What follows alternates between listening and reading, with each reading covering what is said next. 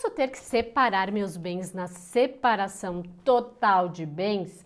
Vamos imaginar a seguinte situação. O Joãozinho casa com a Mariazinha no regime da separação total de bens. E lá pelas tantas, eles resolvem que a Mariazinha vai ficar em casa, cuidando da casa e dos filhos, e o Joãozinho vai trabalhar.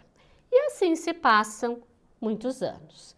Mariazinha cuida do Enzo e da Valentina, leva eles para a escola, busca da escola, faz os temas com eles, leva para o balé, leva para o futebol, leva para o curso, cuida do lanche, cuida das roupas, cuida deles quando eles ficam doentes, enfim, todas as tarefas relacionadas aos filhos. Além disso, ela também é responsável pelo lar. Então, é ela que cuida da comida, da limpeza, das roupas e de todas as atividades domésticas. O Joãozinho, por sua vez, ele trabalha fora, ele conseguiu se formar, ele conseguiu fazer uma pós-graduação, ele teve um aumento de salário, ele adquiriu bens imóveis, adquiriu veículos, abriu empresas, fez investimentos e foi ascendendo profissionalmente. Passado alguns anos, o Joãozinho conhece Maitê, uma linda jovem secretária executiva bilíngue. E ele resolve se separar da Mariazinha. E ele chega para ela e diz o seguinte: olha, eu quero me separar. E você não tem direito aos bens. Eu só vou pagar a pensão para os nossos filhos. E aí, o que vocês acham? Está certo isso? O Joãozinho não tem que dar nada dos bens para Mariazinha? Como é que a justiça vê uma situação como essa? Então, antes de a gente adentrar nas respostas para a questão Joãozinho e Mariazinha, vamos entender melhor como funcionam os regimes de bens. Na nossa legislação, nós temos os seguintes regimes de bens: comunhão parcial, comunhão universal, separação total convencional de bens, separação total obrigatória de bens e participação final nos aquestos. São 5 regimes. O regime padrão é o regime da separação parcial de bens. Se uma pessoa vive em união estável com outra e não elege nenhum outro regime através de declaração, o regime aplicável será o da separação parcial de bens. Nesse regime de bens, somente se comunicam, ou seja, somente deverão ser partilhados em eventual divórcio ou dissolução de união estável, os bens adquiridos a título oneroso na constância do relacionamento. O que cada um já tinha ao casar ou o que cada um recebeu a título de herança ou doação não se comunica e, portanto, em eventual divórcio não deve ser partilhado. Regime da comunhão universal de bens. Praticamente todos os bens do casal devem ser partilhados, seja o que tinha antes de casar, o que adquiriu depois e até mesmo o que foi recebido em herança ou doação, salvo a existência de cláusula de incomunicabilidade, que é aquela cláusula em que o doador de um bem ou aquela pessoa que fez o inventário estabeleceu na escritura pública que aquele bem, que aquele patrimônio, objeto da doação ou do inventário, não deverá se comunicar com o eventual cônjuge ou companheiro.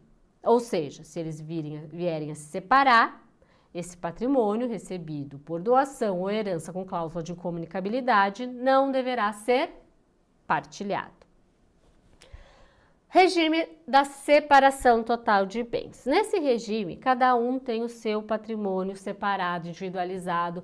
Nenhum precisa da autorização do outro para fazer o que bem entender com o seu patrimônio e, portanto, não temos comunicação patrimonial e, em eventual divórcio, não temos partilha de bens. E assim funciona também para o regime da separação total obrigatória de bens. Existem casos em que a lei determina que o casal tem que obrigatoriamente casar pelo regime da separação total de bens.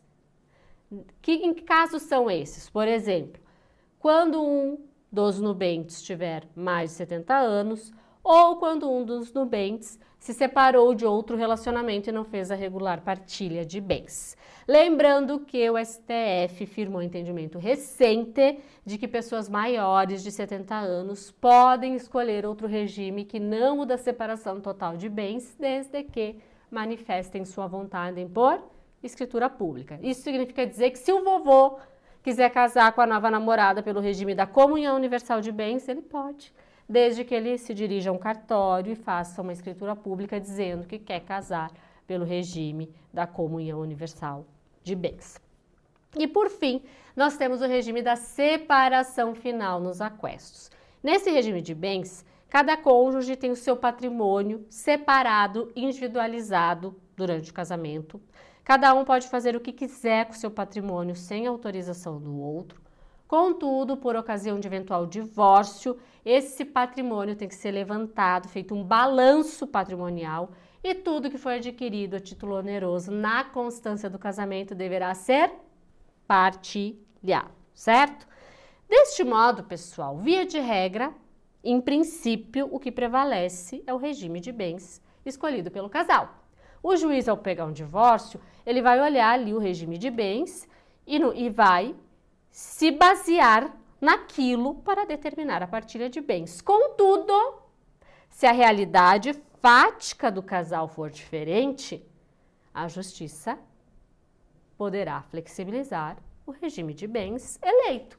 Se o juiz se convencer que, muito embora lá no papel conste que aquele casal é casado no regime tal, mas a realidade deles é outra, ele pode sim flexibilizar o regime de bens. E como que isso funciona? Vamos voltar para o caso do Joãozinho e da Mariazinha. O regime de bens eleito pelo João e pela Maria foi o da separação total de bens. Contudo, na prática, enquanto a Maria estava em casa, cuidando dos filhos, que também são do João, cuidando da casa, que também é do João, fazendo comida, que o João também comia, lavando as roupas que o João usava para trabalhar, limpando a casa, que o João também frequentava, enfim, executando todas as tarefas domésticas em benefício da família, incluindo do João, o seu Joãozinho estava trabalhando, estudando, ascendendo profissionalmente, conquistando o patrimônio. Logo, inegavelmente, a Maria, que estava por trás do João, e indiretamente, também contribuiu para a aquisição do patrimônio. Afinal de contas, ela dava todo o suporte para que o João estivesse lá se dedicando unicamente ao trabalho e adquirindo patrimônio e pensando na vida profissional e patrimonial dele. Se ele tivesse que dividir o tempo dele em cuidar dos filhos e cuidar da casa e cuidar da vida profissional, ele não teria chegado onde ele chegou. Desse modo, a justiça, analisando essa dinâmica familiar, poderá flexibilizar o regime de bens e determinar a partilha do patrimônio ou de parte dele, conforme o caso. Aí você vai me perguntar, mas Larissa, como? Se no papel lá, tá lá na certidão separação total de bens. Se ficar comprovado que a aquisição do patrimônio ocorreu através do esforço comum, a justiça vai determinar a partilha, ponto final. Claro que vai ser necessário convencer o juiz disso, através das provas. Não é qualquer alegação que vai convencer o juiz. Vamos lá. Prova documental tem uma força imensa. Se o João chegar na justiça e dizer, ó, tá aqui a minha declaração, minha certidão de casamento com separação total de bens. Não tem partilha de bens no meu relacionamento. E a Maria chegar e dizer, não, mas eu ajudei. Eu cuidei dos filhos, eu cuidei da casa, mas ela não provar isso, o juiz vai dizer, não. O João tem aqui um documento que me diz que o regime de bens é o da separação total. Se não tiver provas fortes de que realmente o patrimônio foi adquirido com esforço comum, apenas alegações, O que vai prevalecer é o que está na certidão. Agora, se a Maria conseguir provar que efetivamente ela contribuiu com a aquisição do patrimônio enquanto estava em casa, cuidando lá dos filhos da casa e patati patatá, os bens deverão ser partilhados. Ponto final. Mas o que está no papel? Papel, gente, aceita tudo. E a justiça, ela não pode simplesmente olhar para o papel e aceitar que aquilo que está escrito é a verdade absoluta. Por isso que o juiz, a justiça, oportuniza as partes envolvidas no processo, a produção de provas, para que o juízo se convença do que realmente é o certo, do que realmente é o justo e equânime frente à situação, ao caso concreto. Portanto, se você quer casar pelo regime da separação total de bens ou fazer uma declaração de união estável com separação total de bens, você deve viver em conformidade com esse regime. Mas como? Vou dar algumas dicas para vocês. Vamos lá. Papel e caneta. Evitar confusão patrimonial. Cada um tem que ter o seu patrimônio separado. É o ideal. Evitar dependência econômica. O ideal é que ambos trabalhem, ambos paguem as suas respectivas contas, nenhum dependa do outro, cada um tenha as suas contas separadas, pague suas contas, ponto final. Dividir os cuidados com os filhos e as atividades domésticas. E, mais uma vez, patrimônio separado. Uma vez que se coloca tudo no mesmo pote, já começa a desvirtuar a separação total de bens. Fazer uma conta conjunta já começa a levar ao entendimento de que talvez a dinâmica da família não é realmente uma separação total de bens. Claro que não vai ser fatos por si só que irão flexibilizar o regime, mas é um somatório de fatos. Ah, mas se eu quiser comprar um imóvel com o meu marido, eu coloco 50% no meu nome e 50% no nome dele, e nós somos casados pelo regime da separação total. Isso vai fazer com que o juiz flexibilize o regime de bens? Isso por si só não. Mas se outros fatores, outros acontecimentos levarem o juiz ao convencimento de que, na prática, aquele casal não vive em separação total de bens, ele vai flexibilizar o regime sim. Então, é importante ter cuidado. Vai casar no regime da separação total de bens? Ok, então é separação total de bens de fato também, ok? Para não ter problema. E outra coisa, tem pensão alimentícia na separação total de bens? Muito importante essa questão porque muitas pessoas acham que o cônjuge ou o companheiro que é casado ou vive em união estável na separação total de bens não tem direito à pensão alimentícia. E isso não é real. Eu já recebi muitos clientes dizendo o seguinte, a minha mulher está pedindo pensão alimentícia no processo, mas a gente era casado na separação total de bens.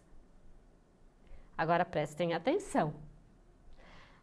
A pensão alimentícia para ex-cônjuges ou companheiros, estabelecida no nosso Código Civil, se baseia na dependência econômica e não no regime de bens.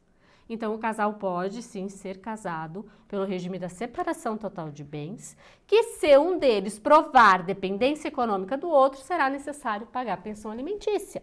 E essa pensão alimentícia poderá ser provisória ou definitiva ou perpétua, a vida toda. Quando que vai ser provisória? Quando o outro tiver condições, idade de retornar ao mercado de trabalho. E quando que vai ser definitiva, vai ser vitalícia? Quando ficar demonstrado que o outro, ou em razão da idade ou de condições de saúde, não tem condições de retornar ao mercado de trabalho. Certo, pessoal? Então, meu povo, é possível sim que uma pessoa casada pelo regime da separação total de bens tenha que dividir o patrimônio se a justiça entender que o casal, de fato, adquiriu o patrimônio através do esforço comum. Desse modo, quem escolher esse regime de bens para casal, para viver em união estável, tem que ter em mente que na prática tem que viver numa separação total de bens, certo? Vou deixar o link aqui para vocês de um vídeo na qual eu falo sobre os regimes de bens. Assistam lá.